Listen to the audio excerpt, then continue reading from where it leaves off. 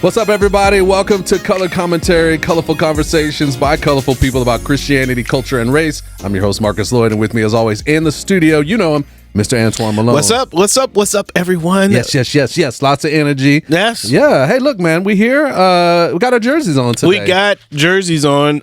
We are inverse numbers. You got 43. I got 34. I have the right number. Why do you have the right number? Because Bo Jackson is the best. Okay. So that's what that is. No, and the people agree. I'm not. I'm not disagreeing with you. Okay, on that. good. I think I'm glad we have agreement. I think what I'm disagreeing with is the fact that you've got just a Raiders jersey on in general. I know. Like, oh wait, you disagree that this is a Raiders jersey? No. I am aware. I didn't know when their colors were green. No, because everybody has their sort of Veterans Day sort of thing. I understand. But just the fact that you are from Indianapolis and you have a Raiders jersey on. The Raiders. That's right. Well, you have to come to terms with it. So tell the people why. They need to know. Bo Jackson. So I was a video gamer. Okay, surprise. Still am. Yeah. And Tecmo Bowl, for those of you who grew up in the old X, Tecmo Bowl. Bo Jackson, the classic. He was unstoppable. The legend from Tecmo Bowl. It's not even really it's a real legend. Talk, man. Right. I didn't even like football. Okay. Like, we're always talking about how I'm like, hey, everyone likes it. Yeah. Whatever. So when I was in elementary school, everybody's like, oh, football. And I was like, I don't think I'm going to like football.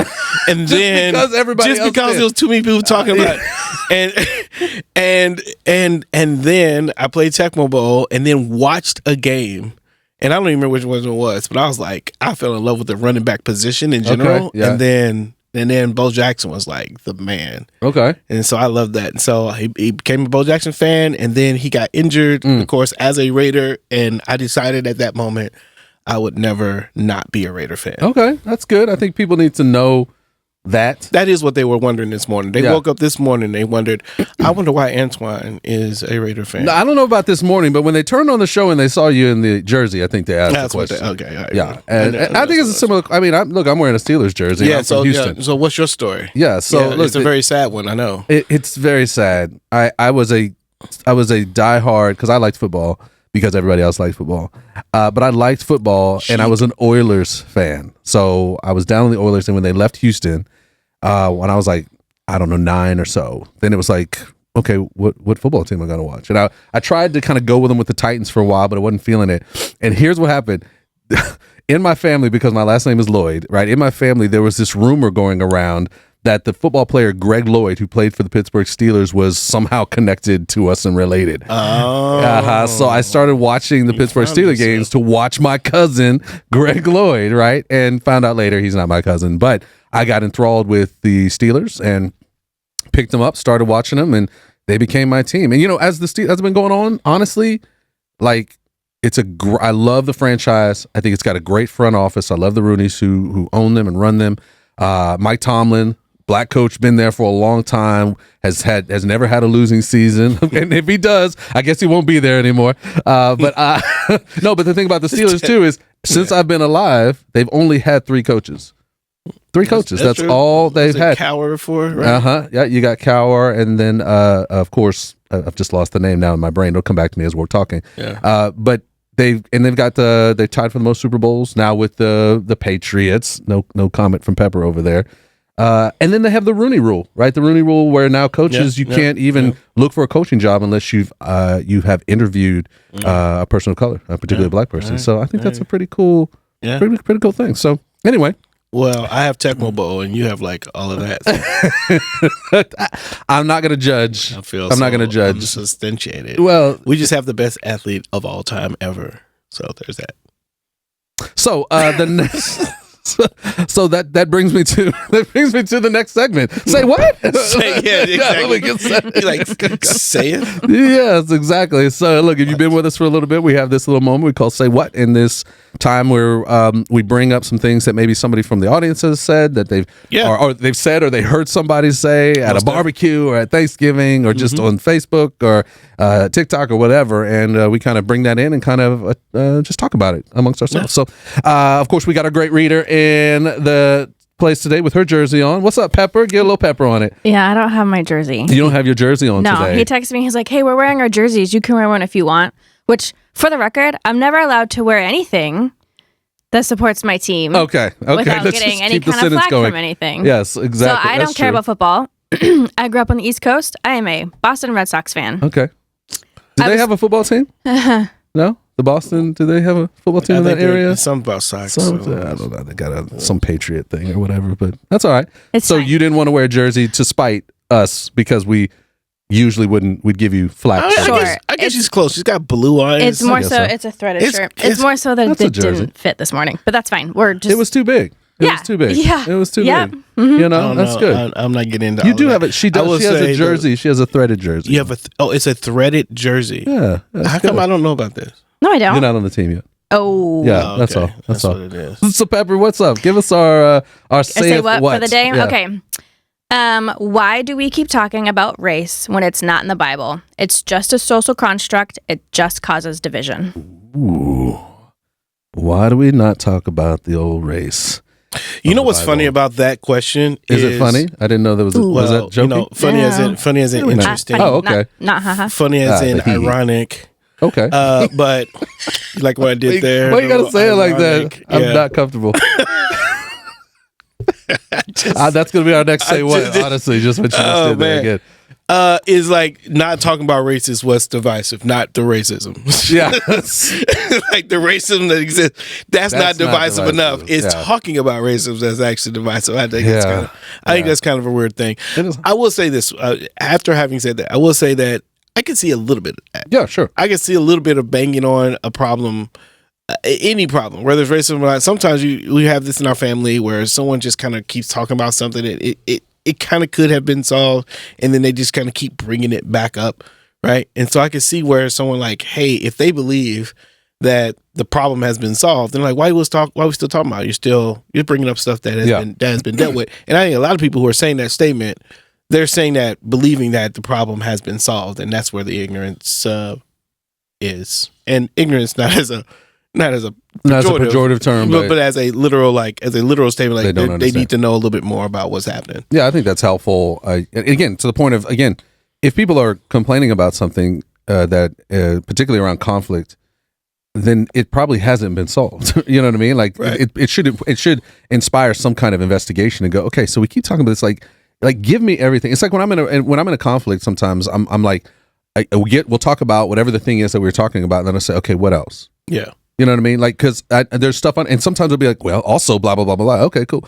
What else? Right? Oh, well, okay, what else? And by the time you get to the finish of it, then all of a sudden you're like, okay, I feel like a little bit better, right? But now we're not talking about individuals, we're talking about collective.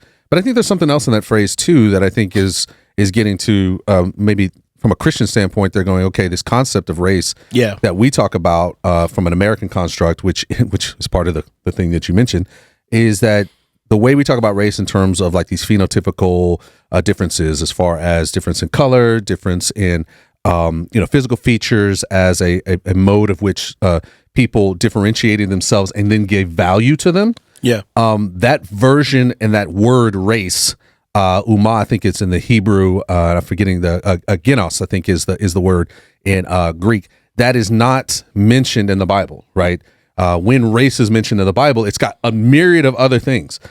From just humanity, from gender, from all kinds of different things, but it doesn't deal with sort of these color differences. And so people would say it's not in the Bible, so we shouldn't be talking about it. But what I say about the race piece from a biblical standpoint is we created a construct, a social construct, and I'm admitting there's a social construct that we've created, particularly in colonialism and beyond, in which we said, hey, there's a difference between people because of their skin color and their physical features. So what we're doing is we're recognizing something that actually exists. There is a difference between how Pepper looks and how we look. That's just a difference. It's real. We gave it the name race, right, in the sort of colonialist thought process.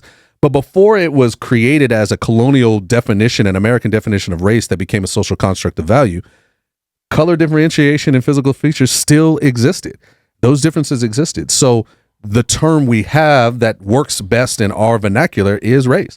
And so we still have to deal with, what do we do with these differentiations, and why did God create those differentiations? And then why do we live in a society that has created now a value system around these? Yeah, that's an interesting thing, because you think about what God created and what we created. Yeah. Right. Yeah. So when you're asking the question about why do we keep talking about race, we're asking. It'd be interesting to say, well, whose race? What is the origin of the race that we're talking about? We're talking about what God did. Yes, or we're talking about what civilization, across human history, particularly Western has done. Particularly, Western. But even beyond Western, like you start to see some of these differentiations, whether it's race or not. But you start to see these different types of differentiations, whether it's ethnic in Scripture. We do know that we do have the groups had animus against other groups and classes, and those sort of things. That human behavior of hierarchical behavior shows up even before this. It didn't have the name race next to it, but it still had a lot of the same qualitative features that racism has. Yeah, and what's interesting in the Bible too, and particularly, I can spend all day on this, but there's only one racial group that is specifically mentioned in the Bible. And again, I'm using race in terms of this differentiations in like skin tone, right? Yeah. And it's Black people, right? There are multiple places within the Old Testament where you see this differentiation in Black people. You can use it with Moses and Miriam and his wife. You can see it in the Song of Solomon and how Solomon's lover is described. You can see in Isaiah, there's a whole thing in Isaiah where God is sending a message to the Ethiopian people, which Ethiopian in the Greek really just means black-faced one, right? So he's talking specifically about skin color. And even in the New Testament where the church is spreading, right, you have a cultural reconciliation that's happening at Pentecost with the Jews and people from different cultures. And Acts 10, you have this Gentile Jew sort of work done. But in Acts 8, you have the Ethiopian eunuch. Again, Ethiopian was not a nation. It was a description of the color of skin of this eunuch, right? And so Black people are mentioned all through the Bible very specifically, which I think is really interesting because inside... skin color is... The skin color. The skin color is acknowledged. The skin color is acknowledged. And in the Roman Empire particularly, and really throughout antiquity, a lot of times, that skin color was seen as less than. The Romans and the Greeks always thought of themselves better than everybody else. But when you started to create a hierarchical value, Black people with black skin were always at the bottom. So I think it's interesting that throughout the Bible, black skin tone is mentioned favorably, almost as a spit in the eye of anybody in that society who would have thought Black people shouldn't be, or people with black skin shouldn't be a part of the conversation. God is speaking favorably of them to remind them that we are all equal and we're all engaged. So this conversation of race is so much deeper than just a word RACE that I think people are pushing back against. So you've already you've dealt with the fact that that the Bible doesn't talk about race. In fact, there's a lot about in terms of the way we use the term race in our American context, there is no version of that word race in the Bible. But the qualitative versions of it, like the conversation around race in some ways. And the components of that conversation are present throughout the Scripture Bible. As we study it increasingly. And then the other part of this question is, why do we talk about it as believers in this context with this version of race? It's because there's work there to do as believers as we seek to, on the mission to restore and redeem the world, which God is doing. Racism is a part of the challenge of that mission, and any ism, but in this particular one, we're talking about racism. So yes, if there exists, which most people would say, you're not going to eradicate racism, you can't do anything about it. It's a matter of heart, and it's never going to go away. Okay, cool. That means our work is never done. Yeah. What you're saying is our work is never done. So we should be so we're going to be in this work on a continual basis because that's what it means to be on mission with God, as we seek to bring a community together, especially inside the kingdom and community of God, inside of the church. So yes, we keep doing it because that's what God is doing, and when He stops, we stop. We stop. And what's interesting too, just as a final piece on that, is it's the underlying 101 of being a missionary in a context is understanding the context. So if you were going to be a missionary and you don't live in America, well, I'll say it in the reverse. If you were going to be a missionary in Gaza right now and nobody told you about the history of animus between Jews and Palestinians, you would be at the least, you'd be an ineffective missionary. At the most, you would probably be dead at the end of the day, right? Because you just don't understand the dynamics. Right. When you move to America, you have to understand that there is a racial history that is still at play here. And so if you're moving here and you have not been schooled in the history of that animus, and the things that surround this term race and what that means in this context when you use the word, you could be ineffective at being a missionary in this context. Yeah. And that's not just for people who are moving into America, but people who live in America trying to engage other Americans who are still recognizing the difference between and the ways in which race plays into their life. If you don't engage that, you're not going to be an effective witness for Christ, which is what we've been called to do, is to be a witness into Jerusalem, Judea, Samaria, to the ends of the earth. So it's about witness to me. So there you go. Say what? I don't know. So I have a point on that too. Is my concern is when you start to say, "Hey, this isn't in the Bible, therefore we shouldn't address it." That's fair. Like you're looking at the Bible.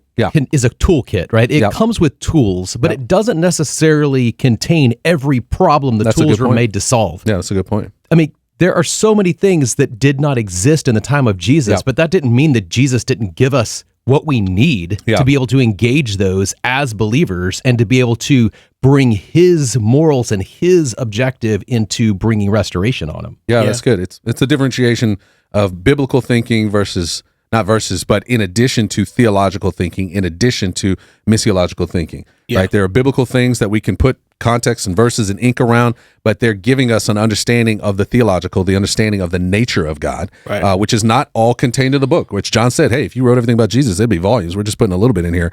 And then there's a missiological space, understanding the nature of God, understanding what then is he trying to accomplish in this work, right? And the Bible gives us tools to understand the nature of God and tools to understand the mission of God so that we can effectively steward the mission of God effectively for ourselves, even if it's not highlighted in purple and yellow in your scripture with the right word. So good point on that, Kevin. That's well said. That's good.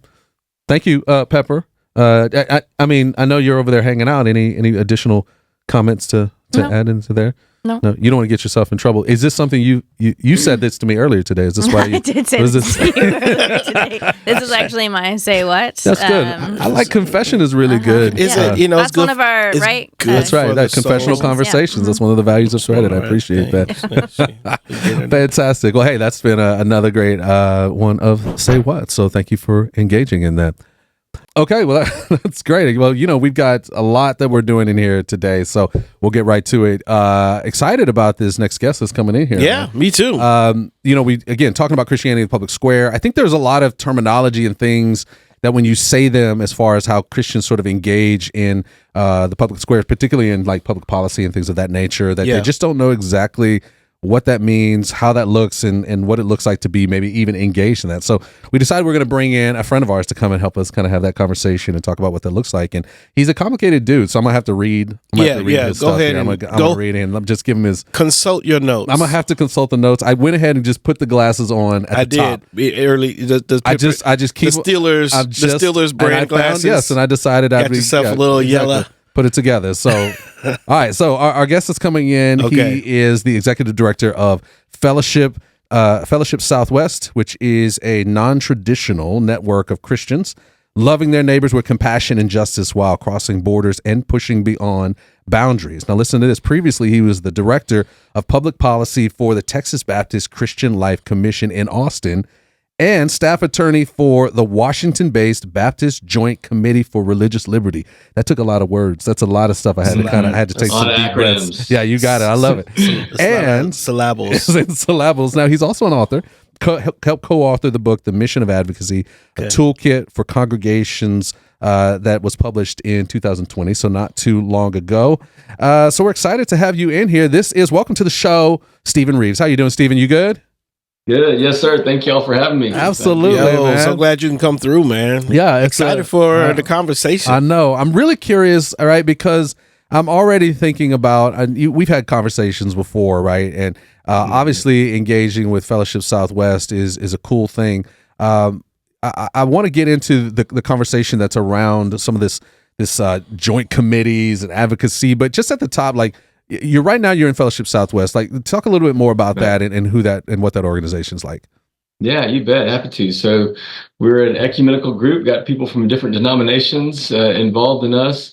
And we talk about three main things that we care about. And that's compassion, justice, and connection. That we really want to be the type of organization that people, when they step outside the church, want to engage with. And so We believe Christians are called to be compassionate, meet immediate needs, relieve suffering, kind of the mission side of things, but also justice, do the advocacy and public policy work. And so for us, we think keeping those two things really tightly together is really important, that we don't just do the charity and neglect the system.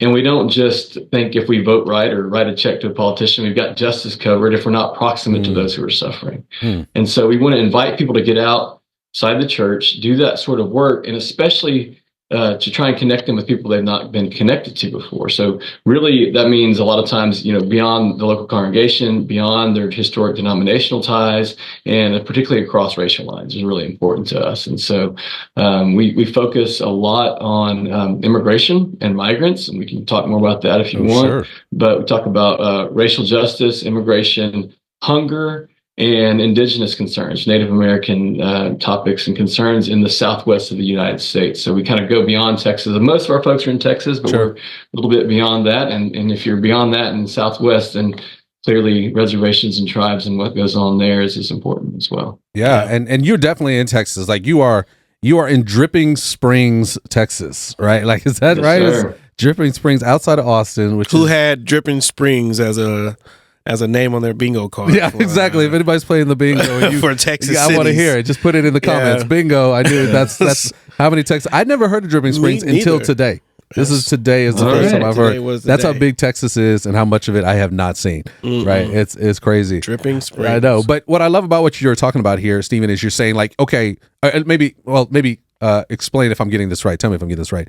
I imagine the kind of folks that are coming and engaging with Southwest Fellowship Southwest is there. I know when I'm dealing with churches, there's a lot of folks who are having this conversation around justice, and they want maybe their church to have that more, to do that conversation more, and maybe not getting as much of that conversation. So they're looking for others who are in the work or wanting to get in the work so that they can partner, collaborate with. And this is where maybe you guys provide a space for them. Is that helpful? Absolutely. Yeah. A lot of people come to us when they look around and say, okay, maybe not everybody in my church is quite on board with what I'm feeling as it feels called to advocacy and public witness and being out there.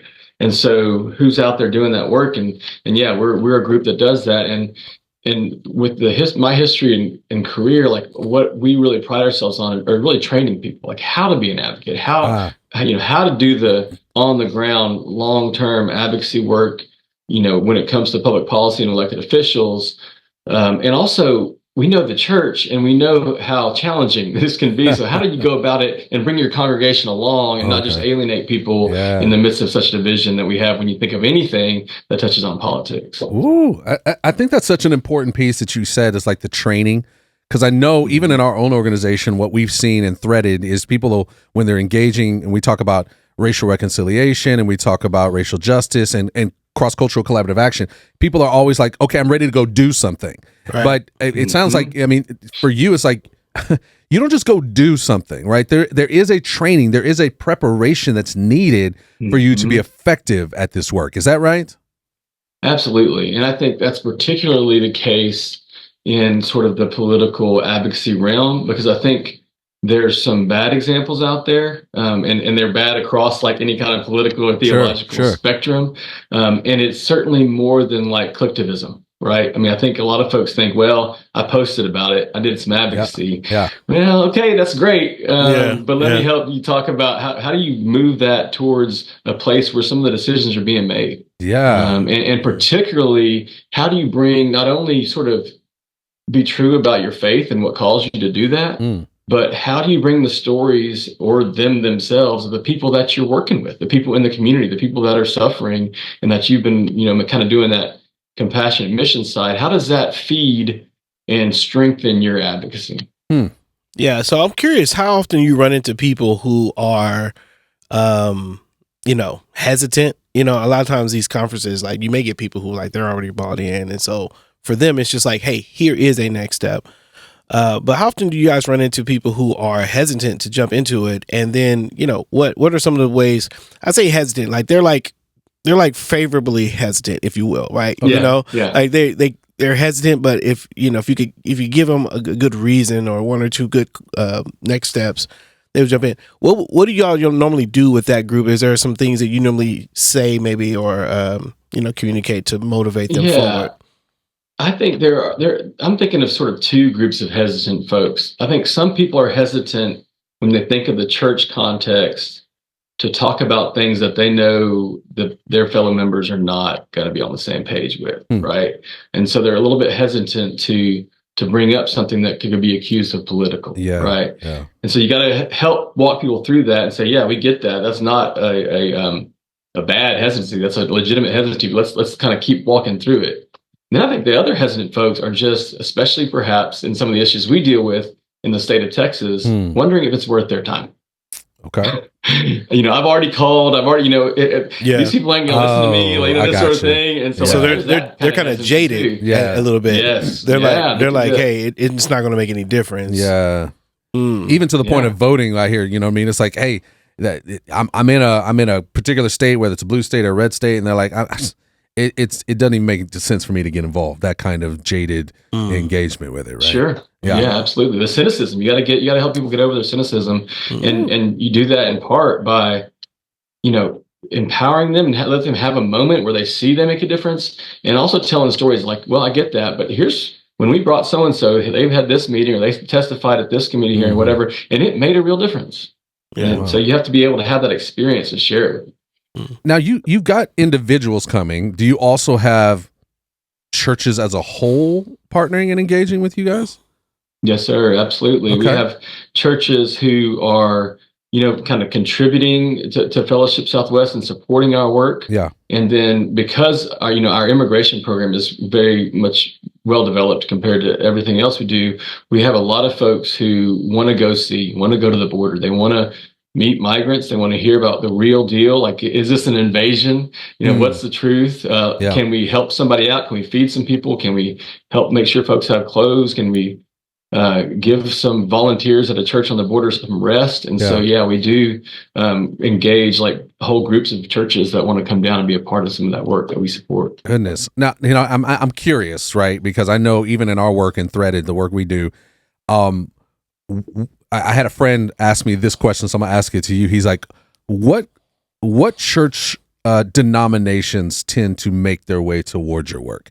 Right? Like you, I know you've got a background here where you're, the Baptist committee, and just to be frank, like we don't work with Baptists very often. They seem to not be, at least in our context, they don't seem to be the first ones on board for a conversation around racial reconciliation and racial justice. It's not to say that not all, but it's just not the first place and the people that are flocking to our work. So what kind of denominational connections are you guys making over there at Fellowship Southwest? Yeah, well, we were born out of a particular group of Baptists in the South called the Cooperative Baptist Fellowship. And we don't have to do Baptist History 101, but you're telling us that there are types. I'm familiar with those guys. Yeah, we live in here, So we're already a little different than your average Southern Baptist, let's say. And so we've got some folks that's sort of our bread and butter. That's the heart of our constituents because we kind of came out of that community. So we've got a good number of them. They're probably center to center left type churches. Okay. There's several in the DFW area. And so that still makes up a big chunk of who works with us. Cool. You've got some non-denominational folks for sure that just have kind of found their way to us, some that I'm connected with and know staff members. You've got United Methodist folks who've been there from the beginning on our board and connected, come to the conference and that sort of thing. We've got some Presbyterian folks who've connected with us. And so I would say that it's a mix of sort of mainline to centrist evangelical type churches that have found us. Well, and I think that speaks to, even it sounds like, I love hearing that you've got, as a person who grew up Baptist, it's really fun to hear that there is this group of Baptists that are stepping up and wanting to engage this conversation, and that speaks, I think, obviously to your background, having worked with the Baptist Joint Commission or Committee, if you will, for religious liberty, but then also just even in the Texas Baptist Christian Life Commission, public policy there as well. Can you tell us a little bit about like, what was that like? Maybe you can explain it better than I have as far as what your work was. And then, kind of what drove you into this space to begin with. Yeah, happy to. I think BJC, I would encourage people to look that up, Baptist Joint Committee. It's a very old historic organization where kind of back in the day, 80, almost 90 years ago, there's all kinds of different Baptists. I've heard people talk about, Jimmy Carter's Baptist, MLK's a Baptist, and so is the most conservative folks you can name too. But Jerry Falwell, that's who I was thinking. So when you get that breadth of people, you got to kind of narrow it down. Yeah, that's good. Yeah. So, but they could agree decades ago on the separation of church and state, of religious liberty, of the First Amendment, the Established Clause, and the Free Exercise Clause being really important. So they joined together a long time ago to do that kind of work in Washington, and I was honored to be a part of that. They also, several years ago, started something called the Christians Against Christian Nationalism campaign, and that's something folks may have seen too. So, well, and we're gonna have a representative from our area on our show here, a couple episodes. Right. So, we love to. We'll love engaging deeper in that. She'll tell you all about it. I know she will. I know Lisa will. Yeah. Yeah. So that's kind of started my journey. Helped to start my journey in this. And the other, Texas Baptist Christian Life Commission, is a really interesting organization where the history, I think, is really important. It was founded in the 50s by a Baptist ethicist at Southwestern in Fort Worth, among the predominant white Baptists in Texas, saying, if we're going to have a different witness on racial justice in this state, we need to have a purposely prophetic piece of us. We got to have somebody who's willing to challenge Texas Baptists on social justice, essentially. And that was established in the 50s. Wow. So I was kind of part of that. But what it meant, and kind of on the day-to-day, is that I come from an attorney background, from out of law school, and I had one foot in the church and one foot in the Capitol. Yeah. Where on the one hand, I am in the Capitol trying to advocate for what we thought were just and moral public policies, and on the other hand, I'm looking back at the churches and trying to explain what's going on in the Capitol, explain how their voice could have an impact and how to be effective there. And so my career for 20 years or so has sort of been like that. And I found my way to this in law school because the Texas Baptist Christian Life Commission in 2003 called for a moratorium on the death penalty in Texas. And I had never heard of this organization. I was already passionately anti-death penalty. I thought, wait a second, this is a white Baptist group in Texas saying we should have a moratorium on the death penalty. Like, this gets my juices going. This is cool. Like, I could be a part of something like this. And that's kind of what really introduced me to them and the concept of being sort of a Christian advocate in public policy. Let's talk a little bit about that, Christian advocate in public policy, because I think that's one of the things that, man, that sounds. I mean, I have a general sense of what that means, but it feels. To some, it's like an oxymoron. Yes, it feels mysterious in a way. I don't know if mysterious is the right word, but like I can't get my handles around it, and so I love to hear like day in the life of like what does it really mean to be a Christian, So break that term down, like what does that mean to you? What it means to me, first and foremost, is that to be someone motivated by their faith and what I understand Jesus to be calling us to do in the world, which when I read the Bible, that is a preference for the marginalized and the oppressed, for the stranger, for the sick, for the prisoner, those sort of people that in my, kind of Matthew 25, the folks that I hear Jesus saying, that's who we got to really pay attention to. So you take that and you apply it to public policy. Things are going to affect a whole lot of people. And so how can you, as a citizen, and in my case, as an attorney and a registered lobbyist, try and kind of bend that arc towards justice a little bit for those type of folks within the context of this of in this case the state government. And I think, when I hear the term advocate or advocacy, I think first and foremost of loving your neighbor. Of being someone who speaks out and speaks up, not on your own behalf, but for and with and alongside somebody else who's feeling the brunt of injustice. And so I was a registered lobbyist, right? Which is you weird. said that twice, and I'm like, what does that mean? That means I'm like, the Texas Ethics Commission knew that I was at the Capitol trying to influence public policy with our elected officials, right?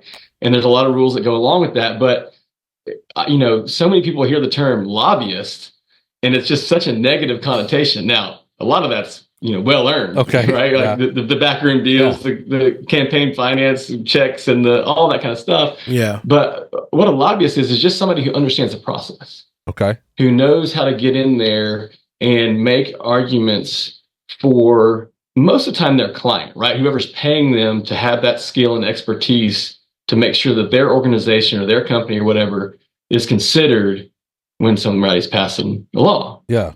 And so you can use that same leverage and those same levers of power to lobby not for yourself or someone who's paying you, but for people who would never be able to pay you.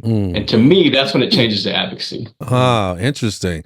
Because you were talking earlier about this idea of, the history of the BJC around the separation of church and state. And so when you hear that, there's a sense of like, separation of church and state, which means that we shouldn't have any lobbyists. Like, I'm separating the church from the state activity. We sit back over here. Church does what it does. Capitol does what it does. But you're like, no, I'm a Christian advocate. I'm a registered lobbyist, and it seems like it doesn't work together, right? Yeah. So it's really important to define what we mean by separation of church and state. And I think for me, that means an institutional separation where there's not funding. Right. There's this the state is not preferencing one faith over another or faith over no faith. And of course, there's no theocracy. Like the church isn't controlling either. And so I think it is really important that when a Christian advocate walks into those spaces, they don't say, well, here's what the Bible says, and we're majority Christian in this state of this country, so let's take a vote and we're done, right? It's important when you go to be an advocate that you make your argument in a way that someone can be free to agree or disagree with you, regardless of their faith. Whether they share your faith or not, you make a different argument. But I think you can also come and say, but for me and why I care is my faith. Okay. But when it comes to the policy, you have to have a neutral, secular rationale behind it, not just the faith thing. Yeah, I remember many, many years ago, someone asked me, like, where do you draw the line between, they asked my personal opinion about where you draw the line between the church and politics. And I remember trying to articulate what you're saying. Like, there's a biblical motivation, but the political sphere needs to have a social benefit attached to it. And the reason for what I would vote for from a political or from a political point of view, as far as advocation goes, right, has to do with, hey, this thing is actually socially good, and to be able to present that in a way that proves that or articulates that, that's not particularly spiritually, not just the spiritual benefits, but the social benefits. And I think there's a lot of people who don't know where that line is. Like what you're saying, like that's a hard line for people to find, because in their head, they're like, what I believe is good is informed by my faith. Therefore, that is socially good. So all of it must, I need to push all of it. And so they entered the conversation saying everything that I believe that's faith-based should be socially acceptable, but as you said, that's difficult for those who don't share that same faith base to understand, and you're going to meet resistance without finding that common ground of benefit. That's right, and I think that's why it's so important to be able to make your argument, to articulate your argument on a basis other than just belief. And faith. And I think then you get kind of these extremes where people, try and almost feel like in a theocracy. Well, this is a Christian nation, and we're mostly Christian here, and this is what the Bible says, so this is what we're going to do. Yeah. That's not acceptable. And neither is it acceptable to say, well, if you are Christian and you are motivated by your faith to come to the public square, we don't want you. Yeah. Right. And that's not acceptable either. But you do have to be careful in the middle there on how you go about it. Yeah, when I hear you say it, like I think about it in terms of, again, this sort of mutual freedoms, right? as a Christian, I obviously want the freedom to be able to practice Christianity any way that I'd like to do it. Mm-hmm. Now, if I went into the extremes, right, the extreme would be, and so I want to make policy to make sure that that happens for me, but also to keep other people from practicing theirs that is not Christian, because I want my whole environment to be Christian kinds of things. Right. And anybody who's trying to bring their other religious things into my environment is somehow pushing against my freedom to practice Christianity, right? That's kind of how sometimes I hear people articulate it. But I think the concept, which I think is a Christian concept, the idea of letting people have free will in their decisions based on what they want to do, whether it be religiously or anything, and be able to kind of create policy that allows for that. So, for instance, to say, and if somebody's like, hey, we believe that there shouldn't be Muslim churches in my city. Now, if I'm a Christian, you're like, hey, that has nothing to do with me, so have at it. But if I can use the term that everybody says, it's a slippery slope, right? Because if you allow somebody to do that to then the Muslims, then who's to stop them from doing that to Christians, right? So to make sure that you, the Christian, have the ability to stay free in your religious practice, you have to make sure that your Muslims have the freedom to do that. Is that kind of helping? Absolutely. Yeah, I totally agree with that. And I think that's something that Christians need to spend a little more time thinking about and putting themselves in the shoes of somebody else, where if they don't want the government pushing someone else's faith, then they shouldn't allow it to push their own faith either. Because who knows, there are majority non-Christian places in this country, and you don't want to allow persecution of one and not the other. And so it's, I think that people don't spend the time to kind of do that, to think of themselves in a different place than they are. That's interesting, because I can already hear. I hear some people in our audience. I can hear it in their brains. Oh, they're not actually sending you messages. But Pepper's not saying this on the outside. But I can hear them saying, "But right is right, and the Bible is good." And you can't go wrong by pushing what the Bible is saying, And so for them, it's like, I hear what you're saying about everybody's rights, but at the end of the day, we believe that we're going to follow. For them, it's a holy war. It's a holy mission to Christianize. Or maybe Christianize isn't we'll go with inside Christianize. Of Christendom, I think. Christianize our government, because we believe, again, and it's from the place of I'm granting. Okay. At least I'm thinking the best, right? Okay, it's from the place of, hey, we really legitimately think this is the best thing. So, like, hearing what you just said and what you guys just articulated, which is like, hey, man, but what if it got flipped on you? I don't think that's even the way these people, like, this mindset is thinking about it. They're just thinking, onward Christian soldiers. You know what I'm saying? And we're just gonna pursue to Christianize the country, because that's just what it's supposed to be. This is meant to be kingdom on earth as it is in heaven kind of concept. And my response to them is, if you want the church to die faster, attach it to the government. Or attach it to a political party. Because they have state churches in Europe. And look at the state of the church there.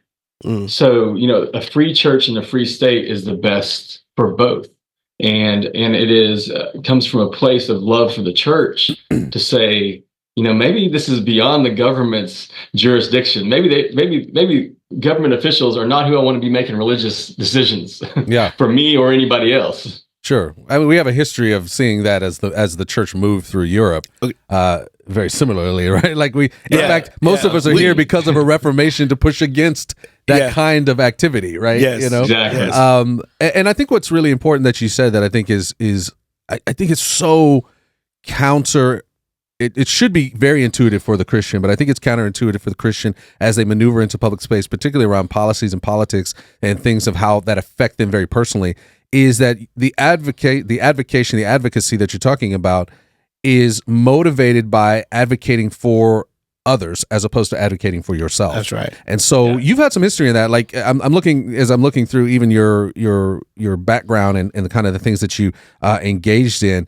I mean, you dealt with reforming predatory lending practices, right? Including like payday loans, auto title lending, immigrants and refugees. None of that stuff is stuff that affects you. I mean, directly, I say that, again, if it affects anybody, it affects the whole society, right? Sure. But directly, if a policy is created about immigrants, if a policy is not created for payday lending, you're still sitting in Dripping Springs like, hey, this is awesome. Let me just sweat it out here in South Texas, right? And no problems, right? So you're advocating for others. Is that kind of what you're engaging with this thought process?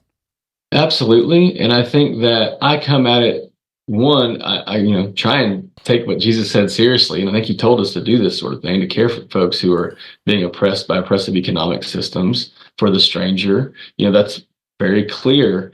And I come at it as someone who loves the church, grew up in the church, and has seen, one, either bad examples of how few people go about practicing faith in the public square and in public policy, and understanding that it is, kind of my people's truncated view of justice and faith that has caused a lot of injustice in this country. And so I'm intentionally, in most of my career, kind of pushing my own people towards justice.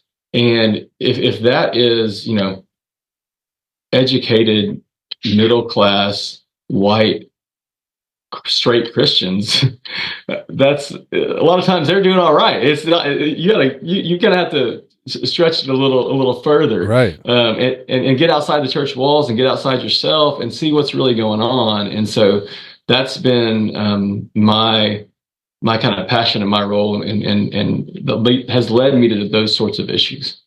Well, what I love about that is, like, Jesus, of course, says that, and you mentioned Matthew 25. It gives us a great picture of, of that. But Paul's writing that same thing so often. Like you got Romans 12, where he's talking about carrying what it means to carry the burden of each other, if you will. And you're like, well, again, it all sounds poetic and easy to assent to in a Sunday morning sermon or in a Sunday school class. And then you look to put some real skin on it, or, put some leather on that boot and try to actually do something about it, and all of a sudden now it's like, whoa, but he says it so repeatedly. Paul's writing it in Romans 12, he's writing it in Galatians 5, Peter's writing about it in Peter, in First Peter, and repeatedly in the New Testament, as these apostles are trying to establish the ethic of the Christian community. The key elements of that community and the key elements of that ethic is not me, but you, and to think so much more about you and bringing my energy to what affects you than it is about me. Paul goes even further. I'm gonna get off of it, but he's like, literally, let this mind be in you, or let this attitude be in you, which is in Christ, that did not pursue the thing that most benefited himself, but continually gave himself away to people who weren't even particularly asking for it, and so it's just a realization of what it means to be a Christ follower in increasingly larger spaces. We used to think that, I used to say before, if we're believers, we're always expanding our circle of love. Like each day, each year, we should be loving more and more people, and that has real practical effect as we reach into the political sphere. That's well said. And if you start at the place of the political sphere is one more place to love your neighbor as yourself, then that changes your mindset. If you wouldn't want your own children going to underfunded schools, then you probably should vote for your neighbor's schools to be funded better, right? Or you can take that and apply it in many different ways. But if you want the best for you and yours, you ought to want the best for your neighbor. And that, how we structure our systems, is inherently political. Yeah. And so if you start with your neighbor, wanting just as much for them as you do for yourself, then changes the mindset that you come to politics and even voting with. Yeah, man, to me it's, well, I want to say it's so Christ-like, and yet so counter, I think, to our natural fleshly ways of thinking about things. Mm-hmm. Let me just take an issue that I know people have pushed back on me for, but I think about it. I think this is a perfect example to me of what you're talking about, right? I'll sit down with lots of folks, and one of the things I hear, particularly from those who are older than I am, it's like, hey, as soon this issue of when they took prayer out of schools, all of a sudden everything is a problem. We need to get prayer back in schools. And so the question, of course, becomes, whose prayer? Right? That's right. Right. Because if you think about it, if I lived in, pick a country, right, that's not Christian, and they were like, let's just say Hindu, hey, we're going to do Hindu prayers. You would be, as a Christian, like those people who are like put prayers in schools, they'd be like, how dare you make my children do Hindu prayers? And it's like, yes, this is exactly what we're talking about. We live in a diverse environment. This is a beautiful thing that we're seeing more people come in. And of course, that's a whole nother issue, right, that you're dealing with in the immigration situation, because some people are like, that's not a beautiful thing. We don't want it. But the fact of the matter is, whether immigration is going or not, our society is going to become and continue to be more diverse in such a way that it'll be majority minority here soon. And so when you talk about prayer in school, if you think about it in terms of your neighbor, then what it does is it can create an opportunity for you to become more creative in the idea of prayer. Yeah, sure. Put a time of prayer, because we acknowledge potentially, again, you may disagree from a church and state situation, but if you're going to put prayer in, let a time be where people can dip into their faith before they start their school day that is not determined by the school which faith that you practice. Yeah. And it's still prayer in school. You still, as the Christian, you still get the prayer. Your kids still get to do the praying in school, but so do all the other kids who come from different religious backgrounds, right? And so that's a mindset change.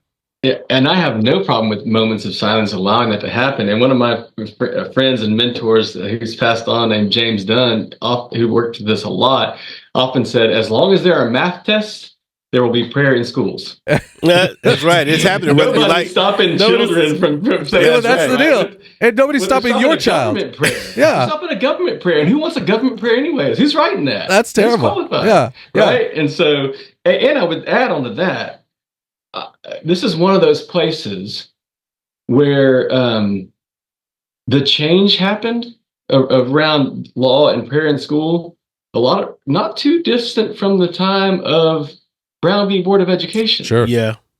You know, I think there's a few places where people like to substitute that's fair. Some things and say, well, it was better when we had prayer in schools. When was that? In the 50s. Okay, let's talk about that. Yeah, what else was going on in the 50s? Yeah. Oh, that was all we removed was just the prayer was the only thing that changed. That's right. All of a sudden when immigration laws and the Chinese Immigration Act being thrown down and all those things, the potential for people to be praying differently in a school or from the stage became a bit more of a threatening thing, right? And so, I think it's just hard for people to come to terms with the fact that America is a multi-religious society, pluralistic, right? Yeah, space. And I think that's hard for some Christians who have a certain view about America's birth or whatever.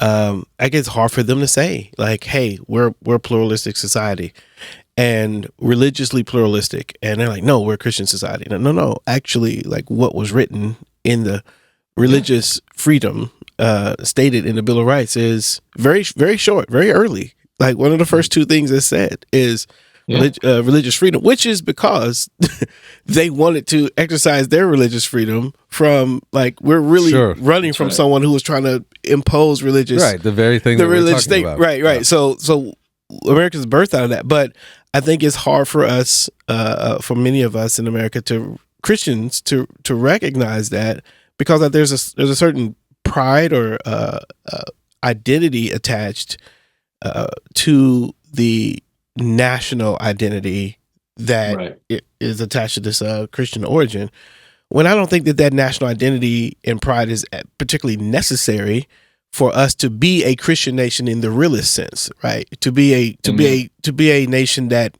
Christians have high effect in, and therefore people see more of Christ from the church's witness and in political decision making without it being codified and written and even attached to our initial birth.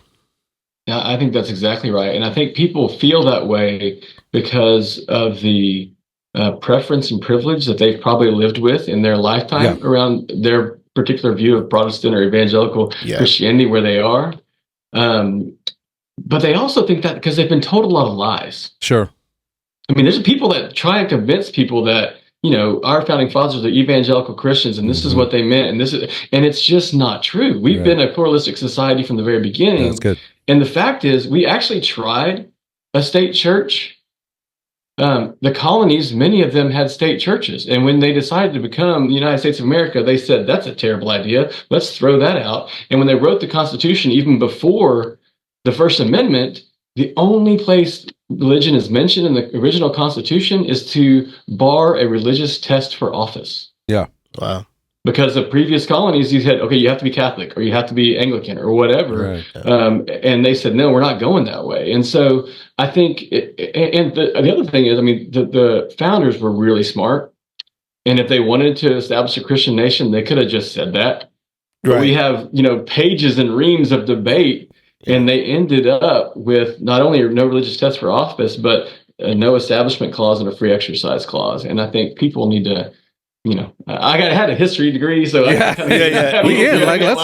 That's your world. But and I just want to say so we can move on. But what we're not saying is that we're free of Christian influence, right? Or free of Christian political Christian influence in a sense, right? Like Christians can be in the political square and make a case for Christian-based values freely. Right. So we're not saying that it wasn't influenced by Christian ideals or influenced by some Christian points. It's just that we weren't established as a Christian nation. And I just think it's hard for some people to deal with, to parse those two things out. Like, no, it's like power is power and I just need all of it or I don't have any of it, Yeah, it's like a separate it's the differentiation I think that people have to wrestle with practicing Christianity and practicing a Christendom, right? Mm-hmm. Like I think the Christianity existed before Christendom was established with Constantine and sort of taking on church and state and bringing all those places, and Christianity existed in that space. And most of the time, the ways that Christians lived in practicing Christianity was as the visiting team. They were the folks who were being persecuted, who were on the outs, who were not accepted in regular society, and so there was almost an expectation that when you took on the jersey, if you will, of Christianity, that you were going to be now a part of society, that you were going to be persecuted. You shouldn't expect things to be fair. You shouldn't expect things to go your way. That's actually part of what it means to be a Christian. And in the midst of that, we saw Christianity flourish, even while people were being fed to the lions in the Colosseum and burned at the stake. Like it flourished and it grew in all kinds of places.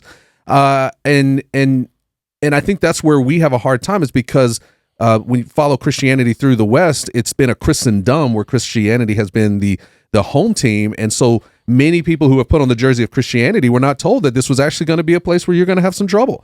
And if it was told to you, it's kind of like, yeah, sure. But it's like, no, that's actually how Christianity grew. That's actually the test, if you will, of Christianity. Mm-hmm. And so there's a fear now when you watch yourself losing the home field advantage, becoming the visiting team, a more pluralistic society that is not just knee-jerk Christian ideals and Christian things.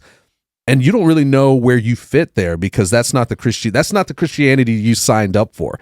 So instead of trying to take on what I would believe to be the foundational aspect of Christianity, you're trying to remake Christianity in this Christendom mode and protect that so that you can keep living in that version of Christianity that you were told was the version that was most true. Yeah. The empire's version of Christianity, right? Yeah. And so I think that's, and I'll say too, I mean, a big exception to this, at least in the United States, is the Black church. Yeah. Absolutely. They had to read the scripture as the underside of the empire, right? And that to me, and broadly speaking, is more true to the context it was written in, not the Romans writing the text, right? So it's Right. It does fundamentally shift your mindset and in important ways, I think. And I think you saying that should be part of what motivates us to advocate for the margins, right? Because what we see in that story that you're telling of the Black church is that it was the people on the margins that actually discovered a truer version and a more foundational version of Christianity and then practiced it thus far, right? And the reason why they were able to find Christianity in the margins is because that's actually where Christ positioned himself in his incarnation, right? And so what that does to me when I think about that is, and I think it's what Christ is trying to do when he positions himself incarnationally in the margins, is he is forcing people to go after the margins, to advocate for the margins, because in doing so, they actually become in closer proximity to who he is. They find him there. It's actually more difficult to find Christ outside of the margins. So when we advocate and we're going, hey, I'm advocating for those on the margins, we're advocating for Christ himself. And so the Christian should have no problem, because if Christ were alive right now, I mean, in the physical sense, in his body, I mean, sure, Christ is alive, we know, hallelujah. But if he were in this mode here in 2025, walking around, it would be in the margins where he would be existing. And so advocating for against predatory lending, advocating for policies that don't just affect homeowners, but those who rent, right? Those kinds of things, and so on and so forth. That would be the place that would, for lack of a better word, benefit him and create a place where he could flourish and be able to experience a more full life, as if Christ needed to be a more full life. I'm talking about positionally, right? So it seems to be a good place, maybe even for a motivational piece on that. Yeah, I mean, he certainly ran into a lot of opposition when he was here from people who are like, "Hey, Rome's the problem. We should take the political route." And Jesus was like, "Yeah, no, not really. We're gonna do it this other way." You know, and change the people, and therefore bring the kingdom in a wholly different kind of way by turning it upside down. And so he does have this. Yeah, he comes in and he's dealing with the margins, but he's dealing with it from the bottom. Yeah, from the bottom up. He's positioning himself there as us to run to that. Yeah. But what I think is really great, and what I think is great about what you're doing, Stephen, is he did not live in a world like what we live in the sense of having the possibility, the gifts of democracy, right? Yeah. So now we are here left to steward these gifts, as Alexia Salvatierra would say, these gifts of democracy. And so in watching you do what you're doing, it feels like you're going, okay, I got these gifts of democracy. How then should I steward this? Should I steward it for my own good, or should I steward it for others so that they can experience good themselves, right? And that seems to be a good point there. And I'll tell you where this really rubber hits the road for me on this too is around predatory lending and inviting folks who don't have to be into this world of advocacy, right? Okay. And so I've sometimes thought about, okay, if I want to get this church or this pastor or these folks involved in some sort of issue campaign or in a particular piece of advocacy, I want to do it when they're going to have a chance to make a difference, which is good, or to win, right? We want to get them a quick win so they'll like it and stick with it. And, that's not a bad strategy. It actually has worked for me. Yeah, absolutely. But the truth is, Christ does not call us to come win. Yeah. Right? He calls us to pick up a cross. And that sounds like a struggle. And so what the invitation is, come join the struggle. Yeah. Right. And that also is a connotation of a long-term project. Yeah. Right. Not a weekend trip to the Capitol or, even your tweets or whatever. I mean, this is a different way of living. Well, it sounds like a mission. In a way, exactly. I was going to say, like, people talk about being on mission, right? Yeah. Living on mission. It's the same sort of fundamental mindset for a church and a Christian to really take on advocacy as part of their calling as a Christian. So with that, as we kind of, I think people are like, okay, so what do I do with all of this? Yeah. And it doesn't have to have and we're not here necessarily to answer all the questions, but I know that somebody who's got an organization who's talking about advocacy, who's got very, specific ways in which you're engaging in this advocacy via immigration, indigenous work as well. Like, obviously you've got some starting points for people, right? What do those look like for people coming in contact with Fellowship Southwest? Yeah. I mean, the first starting point is get outside the church, right? Go serve in community, meet people, learn their story, hear their testimony, what's going on. Start there rather than like pick your favorite political issue, right?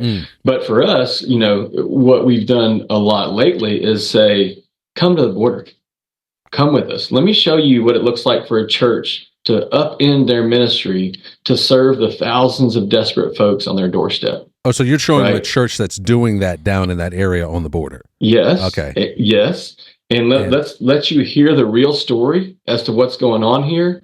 And then let us help you become an advocate for change by starting with the narrative, starting with the real story, what's happening to folks, and let that feed your advocacy. That's just kind of one example. There's others, but I think the first thing is to start proximate to the suffering, and then let that inform how you go about your advocacy. And we got trainings. We're going to have Advocacy Day in Austin at the Texas Capitol on February 25th. People can come and we'll talk about various issues about how they can do that. But yeah, it's a real, and here's the other thing. It can be so overwhelming. Yeah. We're not asking people to do everything, but we're asking folks to do something and to pick something that really gets your passion going. And maybe it's because you've done a mission trip, or maybe it's because you help out at the food pantry, or whatever thing that is that gets you out in the community. Let that be your starting place and just dig in. Don't respond to every single thing that pops up in politics or an issue, but dig in and get going. Yeah, I think that's great. Those of you who have been engaging with Threaded in this time right now, like you've been hearing about us say this very same thing. Like we know this is overwhelming to people, right? And it can be very easy to just kind of see the journey ahead of you and see all the obstacles along the way and all the potential for obstacles along the way.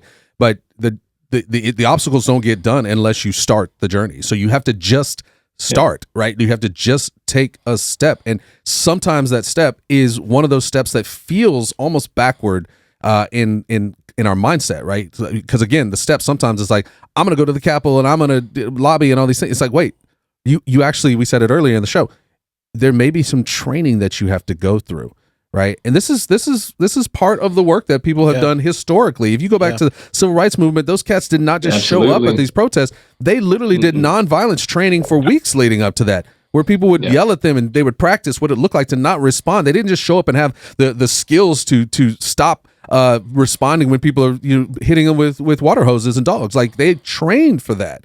And I think that's a piece that if I hear what you're saying as far as Fellowship Southwest and probably even Threaded and others as well, is like, look, whatever the offering is, there's usually a kind of training to help you even know how to start well.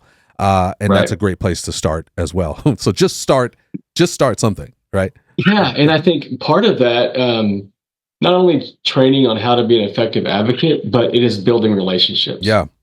Right. So one of the things I tell people when they want to know, how do I get started in advocacy? I said, just go meet an elected official, and the more local, the better.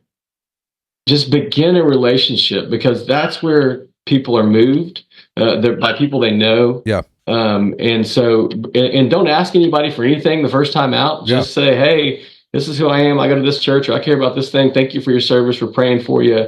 And begin a relationship so that when the time comes, you have a chance of being a more effective advocate. Yeah. And listen, back to, the other thing is, don't think, oh, I'm going to do advocacy, and the good thing is I already have all the answers, and I'm going to go march up there and give it to them. No, get out in the community and listen and hear the story and pay attention to those who are impacted, and let that move what you think needs to happen. Yeah. I love that you said earlier that, the results or the progress or the return or the win isn't always this immediate thing. And so part of it is just like, get going and just trust.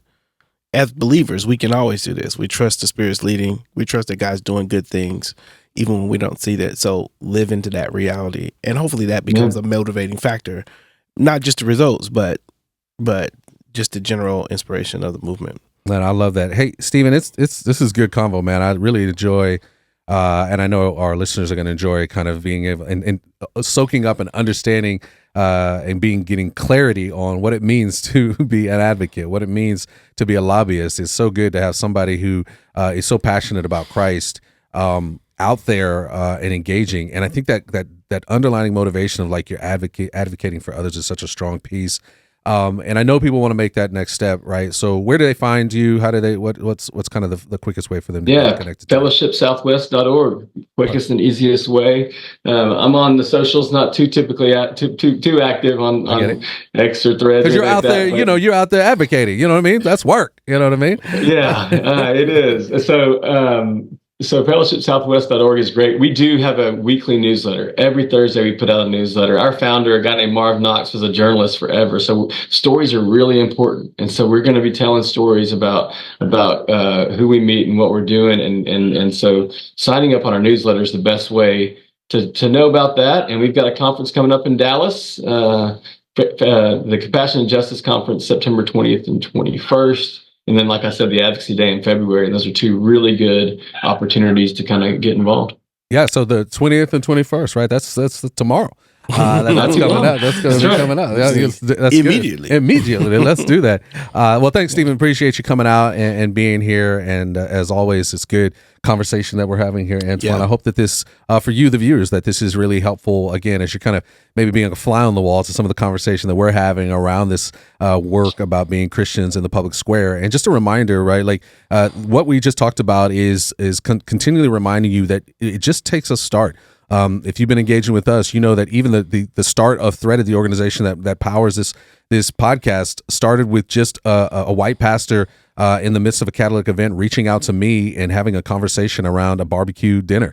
And from that moment, birthed all those things that had happened at this podcast, but also through the organization. And we didn't know when we sat down for lunch that this was going to, we just were having a conversation. Just decided to make a phone call. Right, exactly. Yeah. Like God, with someone you had proximity with. Which someone you had proximity, right? And God honors those small beginnings. You never know where he's going to take you. And so there are ways you can do that with Fellowship Southwest. You can do that with Threaded too. We are threaded.org. Even right now, we're in the midst of trying to give you some next starts in education, right? This podcast and other things we put on YouTube is a big piece. So if you have not subscribe right now. Find other people to subscribe. That's a great way to start getting educated, to learn more through color commentary and the things we're doing. And also, sometimes it's just great to support organizations who are doing things. So check out Fellowship Southwest and become a donor. And we've said to you from the Threaded, like $10 a month to celebrate our 10 years of when that conversation happened. Just becoming a monthly donor, $10 a month is a great way to just start doing something, right? And listening to the show is a great way to do it, which is colored commentary, colorful conversations by colorful people about Christianity, culture, and race. So glad and thankful for MZ Studios having us here, for Schmevin in the studio, Pepper on the mic over there, Stephen Reeves in the house coming in for your Zoom. We love having you here. And of course, having Antwuan in the space as well. And you, the listener too.